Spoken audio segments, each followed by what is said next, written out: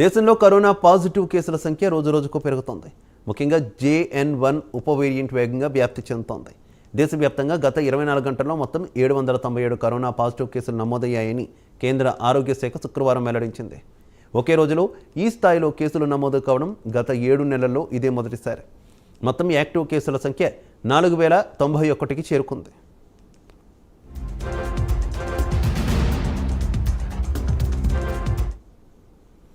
ఇప్పటివరకు JN1 variant బారిన పడిన బాధితుల సంఖ్య 162కు చేరింది. అత్యధికంగా కేరళలో 83 కేసులు, గుజరాత్లో 34 JN1 కేసులు వెలుగు చూశాయి.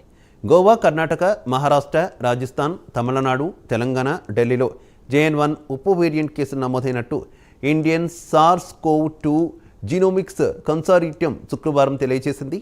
ఇదిలా ఉండగా గత 24 గంటల్లో కరోనా కాటుకు 5గురు బలయ్యారు.